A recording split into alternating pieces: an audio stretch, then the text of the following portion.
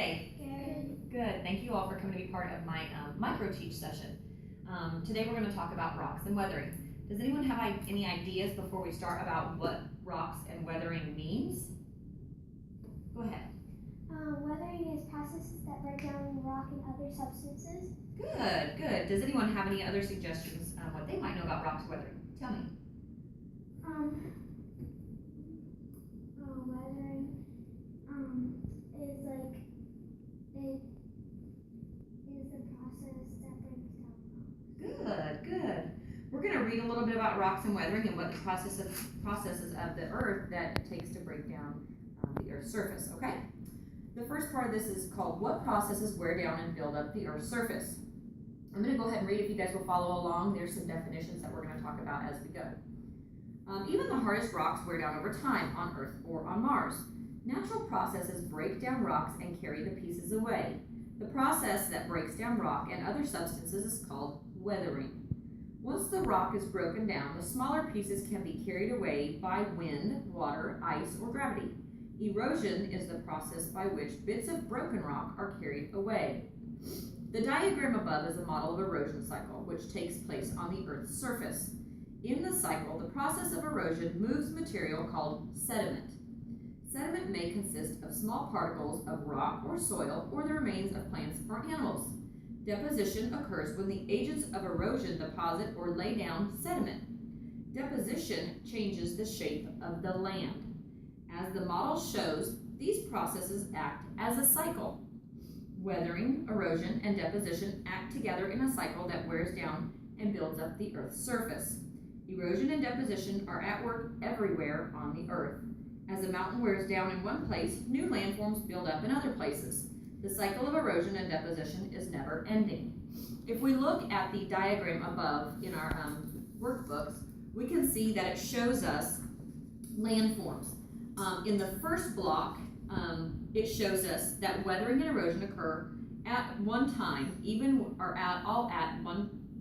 all the time, even while the mountains are forming. So we see in diagram 1 that the mountain ranges are all formed, correct? We see that there's valleys. We see that there's a lot of mountainous ranges in diagram number 1. Am I correct? Yes, ma'am. What other things might you see that would weather and erode away besides a mountain range? Give me an idea. Dirt, rocks, animals, and plants. That might erode away. That's right, their bodies kind of erode away. Okay, and number 2, it's a blank space for you guys to fill in the blank. And we're going to talk about number 2. What happens after the mountains are formed? Yes? Erosion wears down mountains and fills valleys with sediment. Right. What is another word for sediment? Dirt. Tell me what, in your definition, tell me what sediment means. In the cycle, the process of erosion moves materials called sediment. Called sediment. So sediment means dirt. Am I right? Yes, ma'am. Okay, so we know that sediment is dirt. So in number 2, we're going to go ahead and write down erosion wears down the mountains, and then it fills the valleys with sediment. Okay, number 3. In number 3, you see a landform that looks kind of a lot different than the other 2 landforms we've previously looked at, right? Yes, ma'am. Okay, can somebody tell me why that has happened? What is happening there? Yes? Erosion and deposition have almost leveled the land surface. That's right. So in number 3, we see that the texture of the land is completely different than in picture 2 or picture 1. Am I right? Okay, so we've gone from a mountainous landform, to number 2, where the water has been coming down and the erosion is wearing down the mountains and the valleys, right? And it's filling it with dirt, right? And so after a while of erosion going on, eventually the land becomes flat, right? So all the mountains have come down, all the sediments come down from the mountains and fill those valleys, so the valley becomes flat. So where it's almost like leveled the whole land surface, right? Okay, let's look at number 4. When the valleys become flat, then what happens after that process takes place? Yes? Tell me. On number 4? When new mountains form, the cycle of erosion begins all over again. That's right. When the mountains form, the cycle of erosion starts all over again. So eventually there's going to always be mountains that are always going to be eroding, right? And then it's going to build back up, and then it's going to erode back away. Am I right? Can someone tell me what the definition of weathering is? Yes.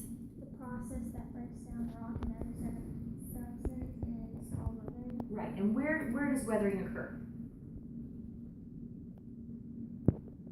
In which, like, remember we're looking at 1, 2, 3, and 4. Where does weathering occur, honey?